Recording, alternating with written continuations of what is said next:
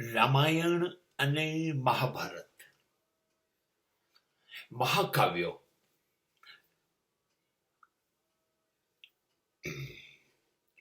પણ રામાયણનું એક પાત્ર મંથરા અને મહાભારતનું એક પાત્ર શકુની, આ બે પાત્રો વાર્તાઓમાં શું થયું કાવ્યમાં એ મને ખ્યાલ નથી, પણ બંને પાત્ર ની વિશિષ્ટતા એ હતી કે એ કોઈના એ લોકો નહોતા. અયોધ્યાના જે પરિવારના જે લક્ષણો જે ગુણ હતા એમાં મંથરા નહોતી.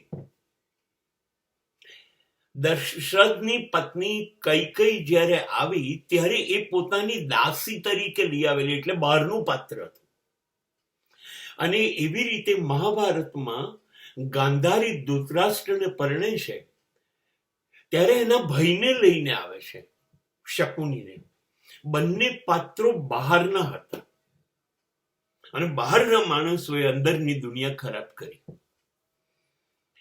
અને મારું પ્રબળ માનવું છે કે ગાંધારી અને શકુની મરી જ ના શકે. એ સતત જીવે છે અને જીવ્યા કરશે, હજારો વર્ષો જીવ્યા જ કરશે. કારણ કે એનો હું પાત્ર ઉપર નથી જતો, હું અર્થ ઉપર જઉં છું.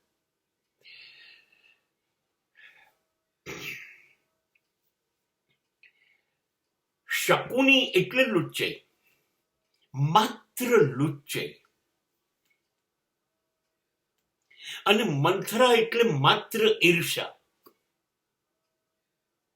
હવે ઈર્ષા અને લુચ્ચાઈ તો હજારો વર્ષો જીવવાના છે, નામ ગમે તે હોય, મંથરા કે શકુની.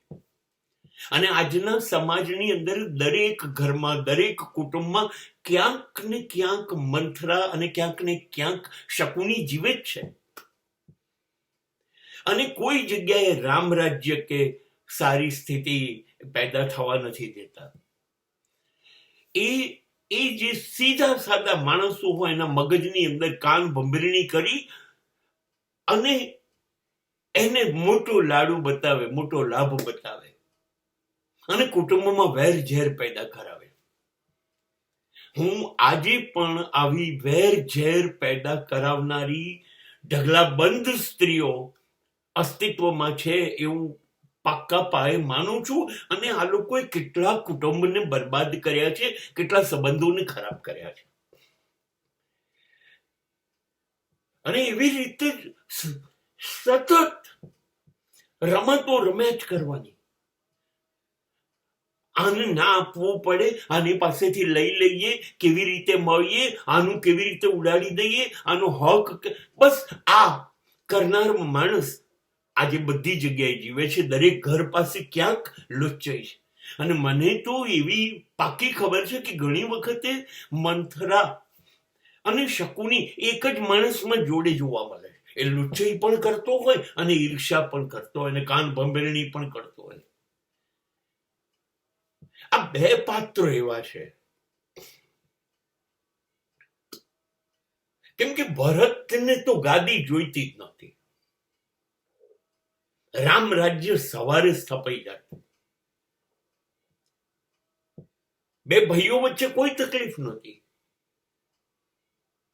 એક દાસીની વાત માની અને રામ રાજ્ય 14 વર્ષ મોડું આવ્યું.